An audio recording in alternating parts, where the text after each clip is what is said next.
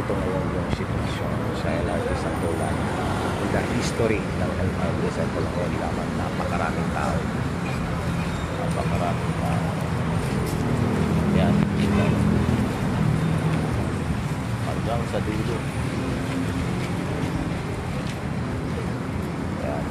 Pila. Ngayon lang ganito nakakaranas ang inyong lingkod dito sa LRT Santolan.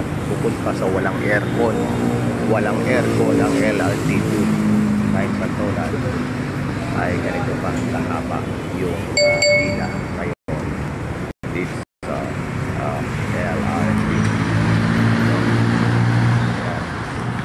May mga tao sakripisyo sa pila, sakripisyo pa pagsakay sa tren dahil walang aircon.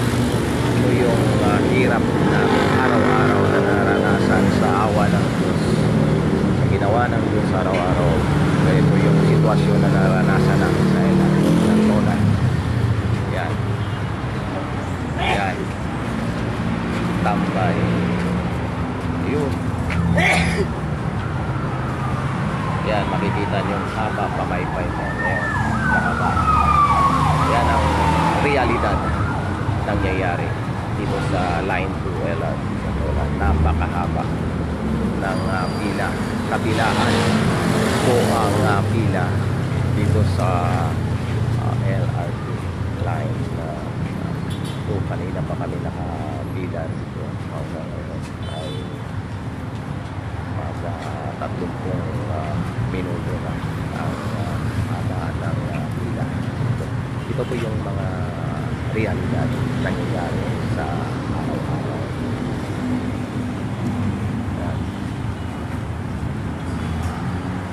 Tayo na po ang maghusga.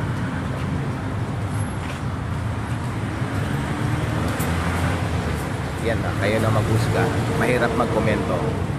Ayaw ko na magkomento dahil may mga nagpapatikos. Tingnan nyo na lang to yung sitwasyon, realidad. Basta ako rito, hindi ako nagkukomento kung anong nangyayari sa LRT. Tingnan nyo na lang, kayo na lang manunood magsasalita.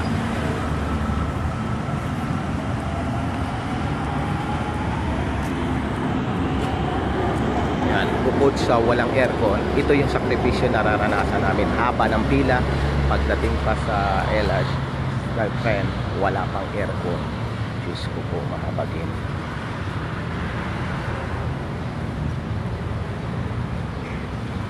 Yan. Yan, hindi nakita, halos hindi na makita. Yan. Kayo na mag-husga kung ano ang masasabi nyo. Pwede kayong mag-comment ano, tatlo ang pila. Tingnan nyo, tatlo ang pila. Dati pagsakay mo ganitong oras ay makakapasok ka na agad sa LRT. Ngayon, ito na ang sitwasyon.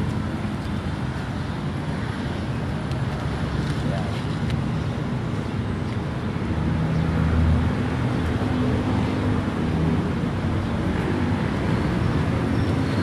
Ayan.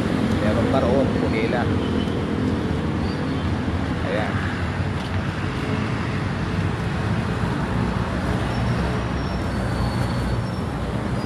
Maganda kasi na makikita yun ang ating pamalaan, lalo na sa pamunuan ng LRT Line 2, no? Sana magawan kagad ng kaukulang aksyon itong problema sa LRT Line 2, no? Ito yung araw-araw na nararanasan natin. Nararanasan ko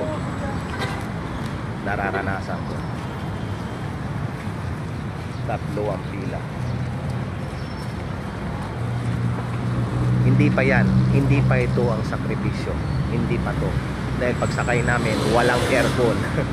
Diyos ko po, mahabagin, walang aircon ng tren. Sakripisyo sa pila, sakripisyo pagsakay. Diyos ko po, mahabagin, Panginoon ko. Only in the Philippines.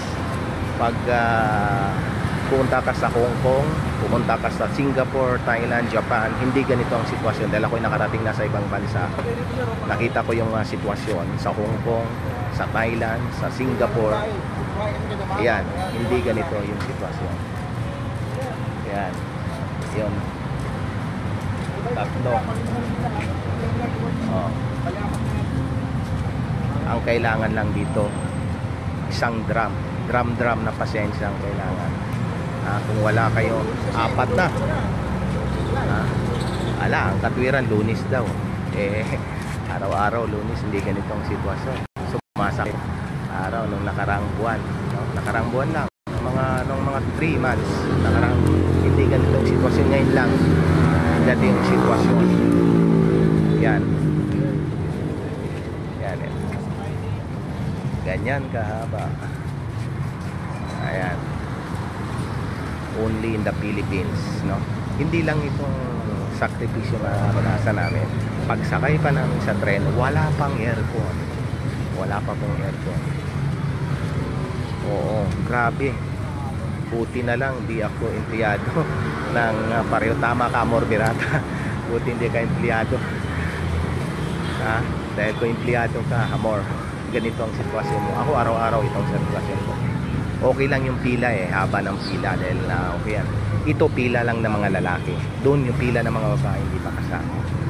Haba ng pila ng mga babae. Ngayon, pwede kayo mag-comment. Oo. Tama ka. Dito pa lang atakihin ka, Amor. Tama ka. Dito pa lang. Kaya pasensya, no? Dasal.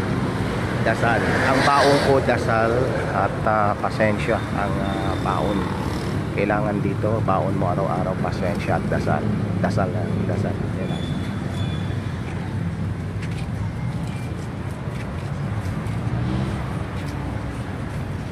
Yan, yung pila ng babae.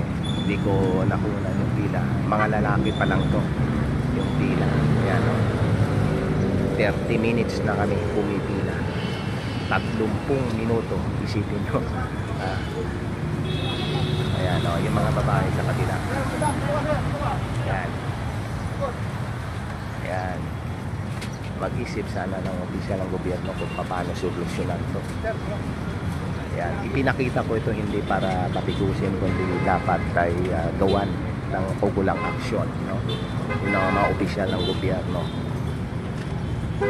Tama, yung mga gamit, ingat. At tama ka, Amor Birata. Maraming mga mandurukot. Ingatan lang yung mandurukot din magagaling, no? Sa mga siksikan. Ayan. 30 minutes na kami pumipila dito. Ayan. Hindi pa dito nagtatapos ang sakripisyo namin sa pagpila. Ayan, doon naman sa mga babae. Pilan mga babae. Ayan, ganong kahaba. Ito.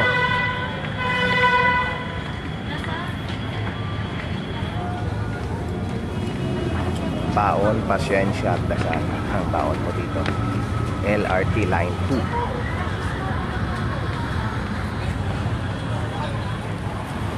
Yan. Ilagay ko na yung bag ko.